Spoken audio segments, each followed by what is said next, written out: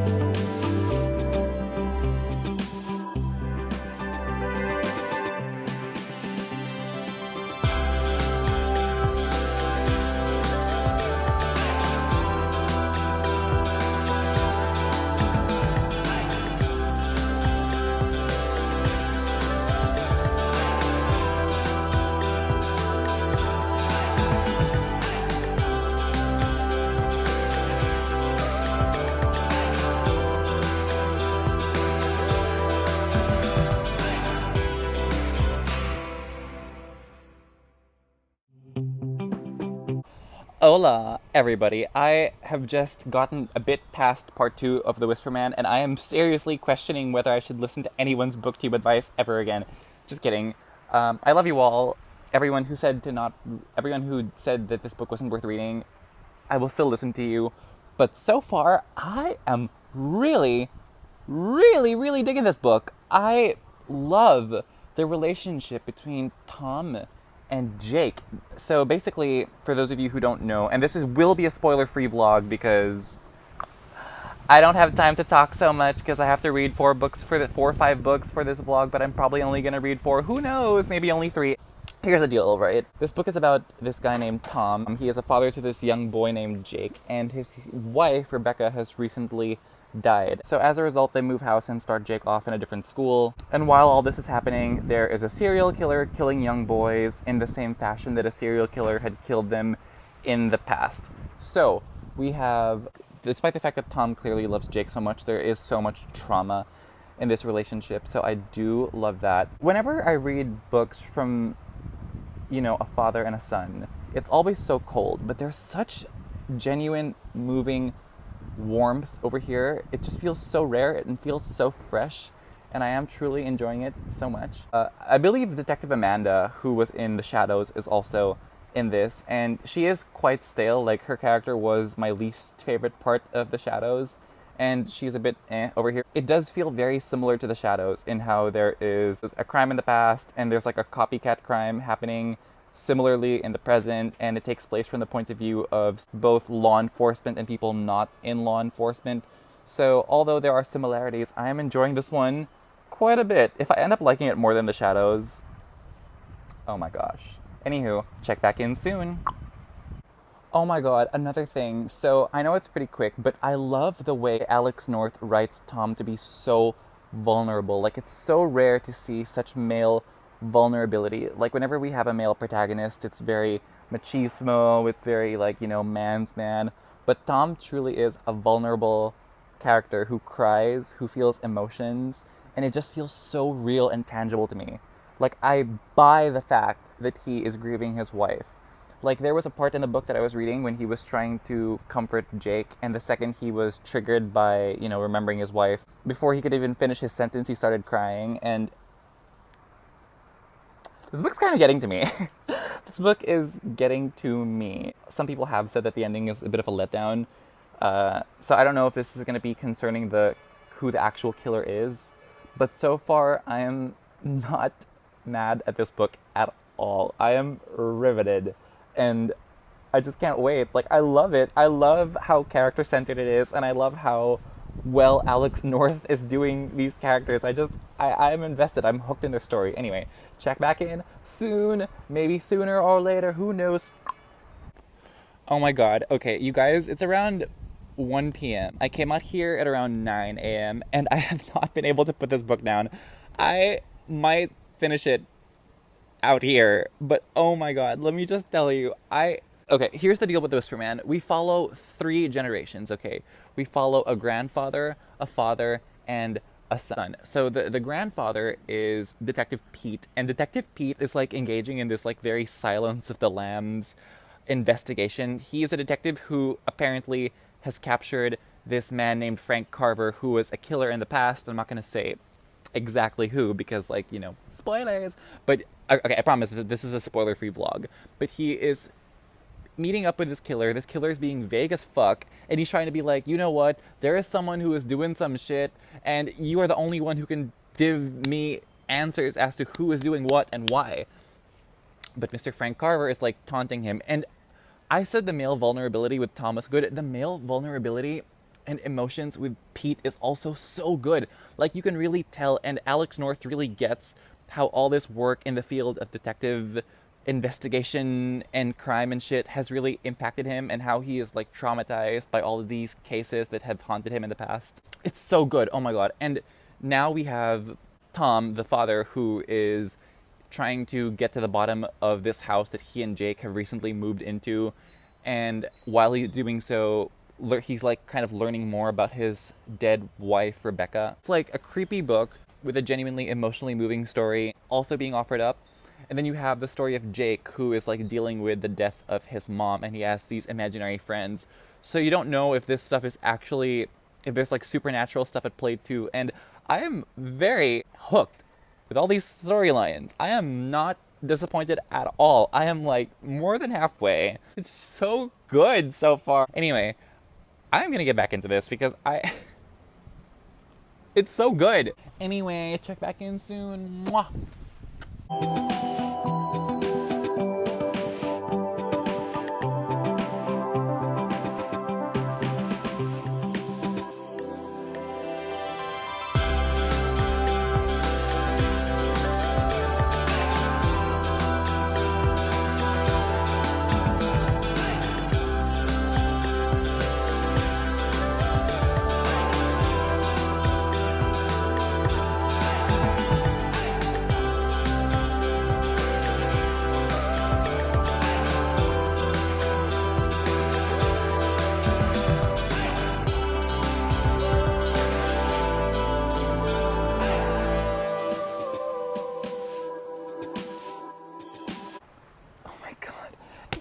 Oh my god, okay.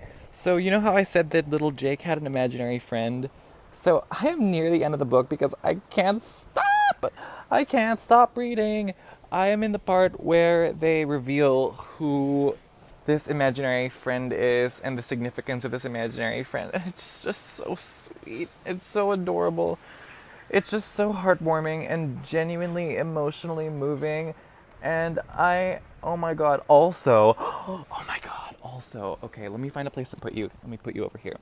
I got to the part where we pretty much know who the killer is. The motivation behind this killer's killing might let down some people, but I can see how the dynamic of the current killer and the past killer mirrors the father-son relationship of Jake and Tom. So you have a father and a son, and a killer and a copycat killer, and both of them share trauma. There's like so much trauma in both of these stories, but the coping mechanisms used in both these people's tales, in all of these 4 people's tales, 4 or more, not gonna say how many killers there are. I am reading this book asking myself, okay, at what point am I gonna start hating this book? At what point am I gonna say, this is bullshit and I'm gonna give it 3 stars? And that just hasn't happened yet, because I am loving it way more than The Shadows, and the writing is very beautiful. I really love Alex North's writing, and I'm not bored. Like, I'm not bored by the detective stuff. And without spoiling anything, near the end of the story, there isn't as much detective work. Anywho, check back in soon. Gonna finish this book up, might as well. You know, later. My god, you guys, there's a scene near the end when Jake is interacting with the imaginary friend, and it's a scene, I don't want to say what happens because I want you all to just like go into this scene so fresh, but it's a scene when the imaginary friend decides to accompany Jake somewhere. I think the line is, "I'll go with you." I think I teared up. Oh my god, I'm just... I don't know. I have a thing whenever a kid has like an imaginary friend, because when I was a youngin', Lord knows I had an imaginary friend. I was awkward as fuck. When a traumatized child uses an imaginary friend as a coping mechanism, it really gets me. And when you learn who the imaginary friend is, or the significance behind the imaginary friend in the story, and you read the scene when the imaginary friend helps Jake through this really tough, scary situation in the end, it's just so much more emotionally poignant, and the poignancy in this book is just phenomenal, in my opinion, of course. Like, I know a lot of people didn't connect with this one, but I am... wow, just wow so far, honestly.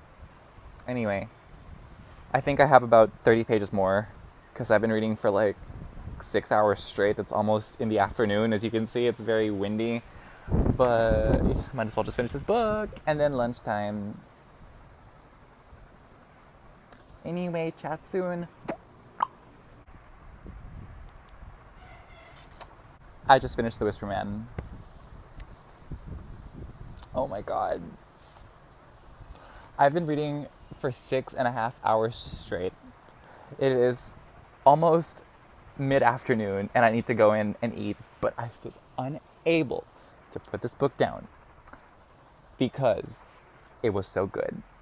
And there was a slight implication that something paranormal was happening in this book. I'm not going to say what, but this book can fulfill both categories: read something paranormal and read something with a creepy cover.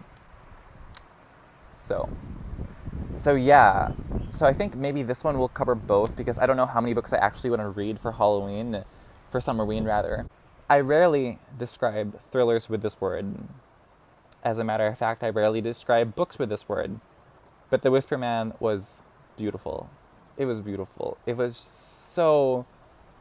It leaves you with sense of darkness and poignancy and love. Such a good formula for a fantastic thriller, in my opinion. Maybe I'll start The Passengers later. Maybe I won't. Who knows? Reading break. Taking a reading break to play Fortnite.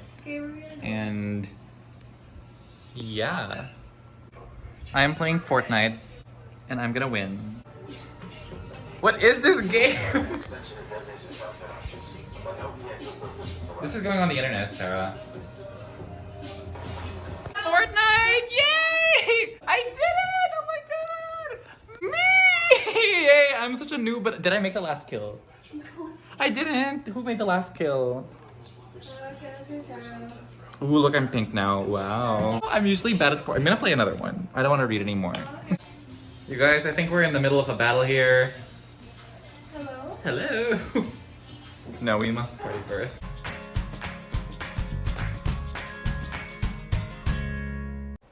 Morning, everybody. It is the next day and I haven't shaved yet because I'm in quarantine and I literally have no one to please. What's shaving? I don't know. I don't know her. I didn't read for the rest of the day because I wanted to process the amazing book that I had just finished. And hopefully we start another amazing book today. So today we are starting a book that I have not picked yet because, I haven't been thinking about this shit. I've only been thinking about The Whisper Man and how amazing it is. Got my coffee with the foam that I love so much. Anyway, so as for what I'm going to be reading today, I think I need something with a sci-fi twist. Something a bit more thrilling. So I am going to read not the Amityville Horror. I'm going to be reading The Passengers by John Mars. Now, for those of you who don't know, this is my second time reading a John Mars book. The first time I read a John Mars book was his most recent, What Lies Between Us, and if you've been following me, you know what I think about that book, and if you're not following me, I wasn't a huge fan. As a matter of fact, it had every single trope I fucking hate in thrillers, and I made a whole 30-minute video just raging about that book. But we are in the business of forgiveness and second chances, and as a result, I am going to be giving John Mars a second chance. So I'm going to start this book, and we are going to update each other very soon, because I don't know what the plot is. When I know what the plot is, I'll update you, and yeah, anywho, mwah, chat soon, later.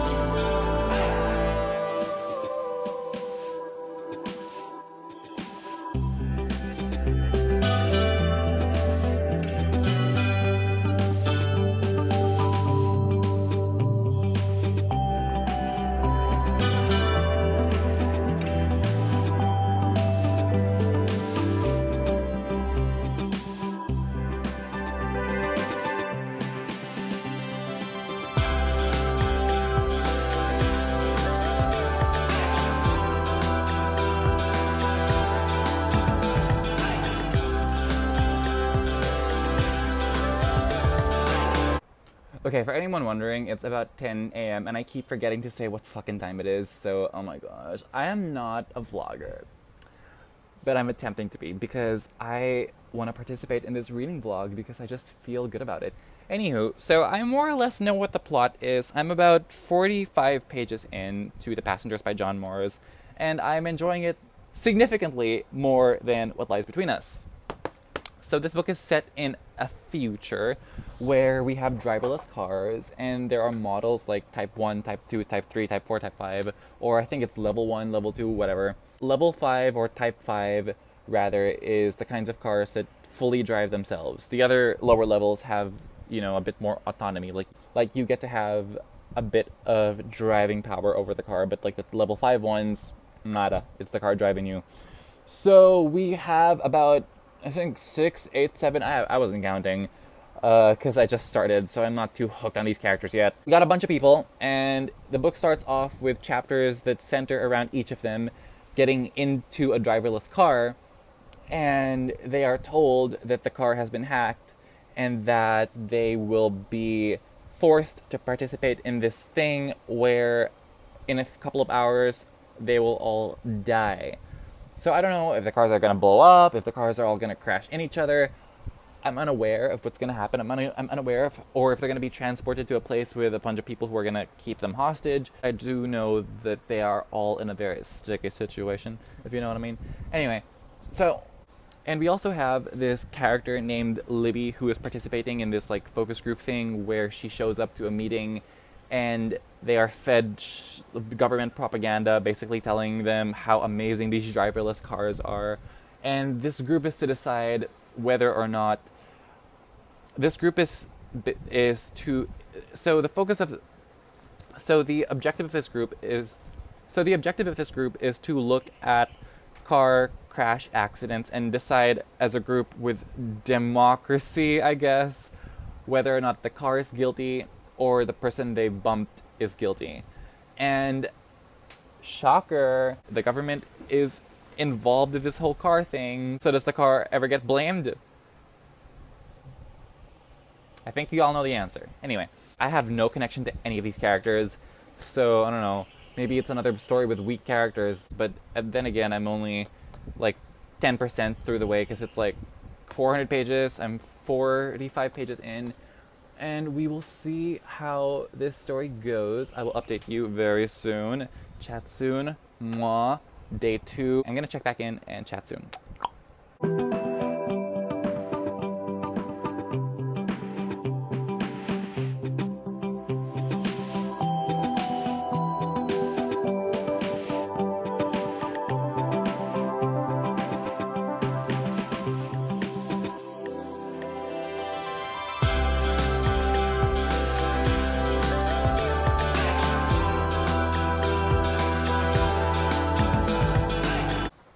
Hello, everybody. I am checking in because I am very impressed, and I am currently 100 pages into The Passengers by John Mars. And you know what? I am taking down so many notes because I plan on doing a video on this book. I don't know if this is going to happen, so no promises, but this is a book of such good ideas that are so relevant to today. So there's actually more to the plot than what I explained before, because what the hacker is doing is he's also getting people on social media to vote on who they want to live or die. So he is broadcasting the insides of each of these cars and presenting all these people, the 8 people I believe, and they're all very diverse and they have their own backstories. Like you have Claire, who is a pregnant woman, and you have Shavana, who is an immigrant who can't speak English but has many kids to support.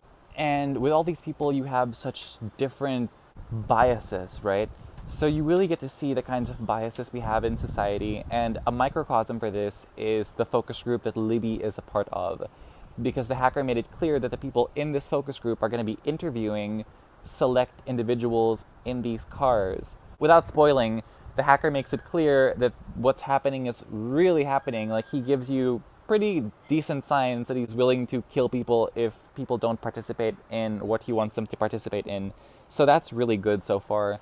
Also, there are so many big ideas in this book. Like, John Mars has ideas on big government and control, too much government control and propaganda. He has ideas on groupthink. He has ideas on mob mentality. And it's like not even disguised. Like, there's a line in the book that says, when people are part of the mob, they stop being individuals. They're anonymous beings behind a keyboard. And they're angry and they're venting online, and other people are getting damaged mental health because of this. Or losing their lives is what is happening in this book. And there are so many insights on technology. Like, is technology bad in itself? Or is it the people who use the technology that abuse the technology? And should this technology exist knowing that people are going to abuse it?